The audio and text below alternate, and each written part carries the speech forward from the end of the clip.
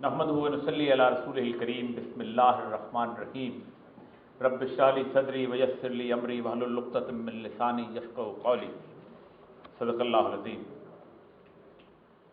मोअज़्ज़ज़ ख़वातीन हज़रात, एक तवील अरसा से इक़बाल के हवाले से गुफ्तगू करता चला आ रहा हूँ। आज इक़बाल का एक ऐसा हवाला आपके सामने पेश करना चाहता हूँ कि जिस हवाले को मेरे मुल्क में 60-65 साल से खुरच कर अलग करने की कोशिश की गई है। 1900 में हंग्रो ऑस्ट्रियन एम्पायर का एक शहर था वियना। उस वियना शहर में एक यहूदी घराने के अंदर एक बच्चा पैदा हुआ जिसका दादा रबाई था। जैसे हमारे मुफ्ती होते हैं वैसे उनके यहाँ रबाई होते हैं। उस बच्चे ने तालमूद से लेके वो तमाम तर तालीमात हासिल की जो कि एक रबाई बनने के लिए होती हैं, लेकिन उस्ताद तबा उसे एक सहाफ़ी बनने पर मजबूर करने लगी और वह जर्मनी में जाके सहाफ़त करने लगा।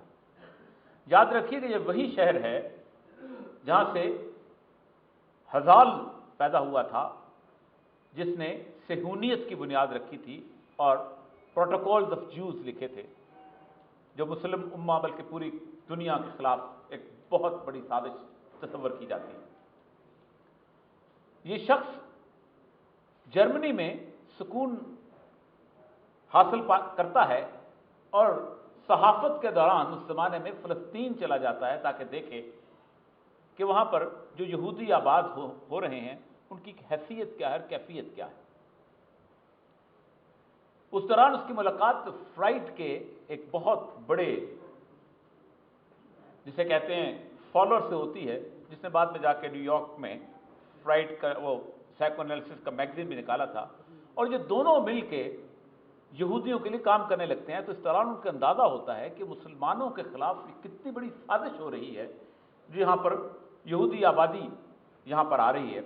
और इस दौरान उसका मुसलमानों के साथ एक रब्त होता है और वो कहता है कि मुझे कुरान को पढ़ने का मौका मिलता है।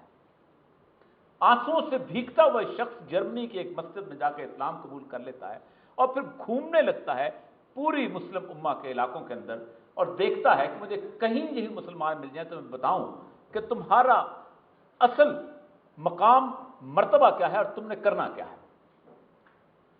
1930 में इकबाल आखिरी दिनों में इस बरे सगीर में होते हैं तो वो बरे सगीर आ जाते हैं और बरे सगीर में अल्लामा इकबाल में जैसे कहते हैं जो अमा मिली तो कहाँ मिली मेरे जुर्म खाना खराब को तेरे अफ़ बंदा नवाज में, वही कैफियत के इकबाल के साथ ऐसे घर कर जाता है वो शख्स कि पूरे दुनिया को छोड़ के पाकिस्तान का हो जाता है। और उसके बाद वो कहता है कि मैंने इकबाल की आंखों में एक ख्वाब देखा था, एक ऐसी ममलिकत का ख्वाब जो 1400 साल के बाद सैयदुल अंबिया के मदीना की तरह यहाँ स्टैब्लिश होने वाली थी। ये मेरे लफ्ज़ नहीं, ये उस शख्स के लफ्ज़ हैं जिसे लोग मोहम्मद असद के नाम से जानते हैं। जो लोग रोड टू मक्का पढ़ चुके हैं वो रोड टू मक्का वाले उनको अंदाजा है कि अल्लामा असद क्या चीज़ थे। इस शख्स को अल्लामा इकबाल के साथ काम करते और उसकी फिक्र पे काम करते हुए अंग्रेज गिरफ्तार कर लेते हैं।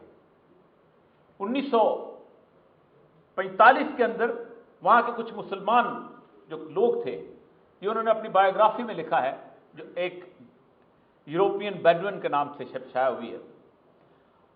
वहां पर उनको आके कहते हैं कि आप मुसलमान वाहिद कैदी हो, बाकी सारे जो जर्मन जासूस हैं वो तो जर्मनी के हो गए, हम आपको रिहा करा देते हैं। अल्लामा असद कहते हैं कि तुम मुझे उस सरजमीन से दूर करना चाहते हो कि जिसके इंतजार के अंदर मैंने इतना अरसा गुजारा है कि एक ऐसी सल्तनत जहां पर वजूद में आने वाली है कि जिसका तस्वर इकबाल ने इसलिए दिया था कि इस सरजमीन के अंदर सरकार दो आलम सल्लल्लाहु अलैहि वसल्लम का अपनी खुशबू आती थी। यहां 3 साल मजीद वह शख्स कैद रहता है और उस कैद होने के बाद पाकिस्तान बनता है। यह वो हकीकत है कि जो बहुत सारी बहसें आज खत्म कर देगी, क्योंकि मैं बुनियादी तौर पे एक ब्यूरोक्रेट हूं और मैं समझता हूं कि इस पाकिस्तान के साथ जितना खिलवाड़ ब्यूरोक्रेट्स ने किया है शायद किसी और ने किया हो। पाकिस्तान बनता है, पाकिस्तान में सबसे पहला महकमा जो अंग्रेजों के अलावा कायम होता है अगस्त 1947 में, वो डिपार्टमेंट ऑफ इस्लामिक रिकंस्ट्रक्शन कायम होता है। और कायद आज़म अल्लामा मोहम्मद असद को उसका सरबराह बनाते हैं। उसके एम्स एंड ऑब्जेक्टिव्स लिखे जाते हैं कि 3 एम्स ऑब्जेक्टिव: पाकिस्तान को एक इस्लामिक कॉन्स्टिट्यूशन देना, पाकिस्तान के अंदर इस्लामी निसाब तालीम मुकम्मल तौर पर बनाना, पाकिस्तान का इस्लामी माशी निज़ाम बनाना। उसके बाद 3 सितंबर से लेके 17 सितंबर तक कायद आज़म कहते हैं कि तुम मेरे बिहाफ पर रेडियो पाकिस्तान से तकरीर करो। 7 तकरीरें करते हैं अल्लामा मोहम्मद असद कि हमने ये मुल्क क्यों बनाया। उनमें से पहली तकरीर का नाम है व्हाट पाकिस्तान मीन्स, पाकिस्तान का मतलब क्या। और तकरीर खत्म किस बात पे होती है? ला इलाहा इल्लल्लाह। उसके बाद जब वो अपना प्रोजेक्ट लेके जाते हैं लियाकत अली खान साहब के पास, तो लियाकत अली खान साहब कहते हैं कि 2 चीजें पहले कर दें, उसके बाद मैं बाकी काम करूंगा। एक, जितनी अंग्रेजों ने जायदादें दी हैं इन लोगों को, जिन लोगों ने इस ममलकत से, अपने वतन से, अपनी कौम से गद्दारी करके दी है, ये वापस ले ली जाए। और तीसरा, जब तक ये मुल्क एक सही इस्लामी निज़ाम तालीम नहीं बनाता, कॉलेजों पर पाबंदी लगा दी जाए। अल्लामा असद को ट्रांसफर किया जाता है और उसके दफ्तर को आग लगा दी जाती है। ये इस्लामिक रिपब्लिक ऑफ पाकिस्तान के उस पहले institution AIIMS and objectives of the Islamic department of Islamic instruction जो मुझे मिले हैं, जो मैंने उनकी फाइलों से कहीं गुम हुए थे जो निकाले हैं, इसके अंदर वो वाज़ेह तौर पर कायद आज़म की हिदायत हैं कि ये मुल्क कैसे होगा। और ये हिदायत क्यों थी? क्योंकि इकबाल कह रहा था कि गर तुम्ही ख्वाही मुसलमान जीस्तन नेस मुमकिन जुज़ ब कुरान जीस्तन। अगर तुम चाहते हो कि तुम मुसलमान की जिंदगी गुजारो तो उस वक्त तक नहीं गुजार सकते, उस वक्त तक नहीं गुजार सकते जब तुम्हारी जिंदगी पर कुरान नाज़िल नहीं होता।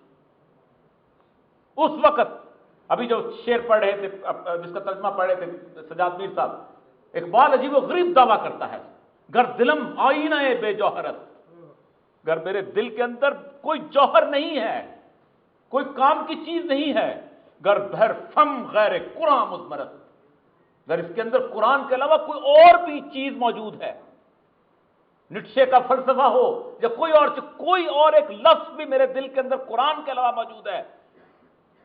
इकबाल का दावा देखिए कि पर्दे नामूस से फिक्रम चाकुन, मेरी जो इज्जत बनी हुई है ना, जो मुझे अल्लामा कहते हैं, जो अल्लामा इकबाल कहते हैं, मुझे रुस्वा कर दे, मेरा पर्दा नामूस चाक कर दे।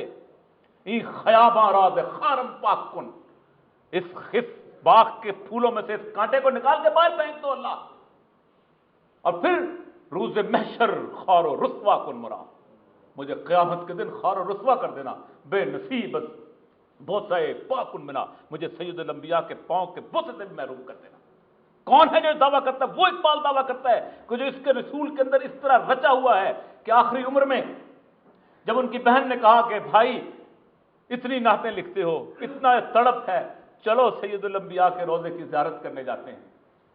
इकबाल कहते हैं कि किसी के घर जाना हो तो कुछ तोशा लेके जाते हैं, कुछ चीज लेके जाते हैं, मेरे पास तो कुछ नहीं है। 125 रुबाइयां उन्होंने सैयदुल अंबिया के हुजूर पढ़ने के लिए लिखी हैं। उन 125 में कुछ चीजें उनके सैयदुल अंबिया के इश्क के साथ हैं, आप सल्लल्लाहु अलैहि वसल्लम के, बाकी सारी आपकी बातें हैं, इस उम्मत की बातें हैं, इस उम्मत के नौहे हैं।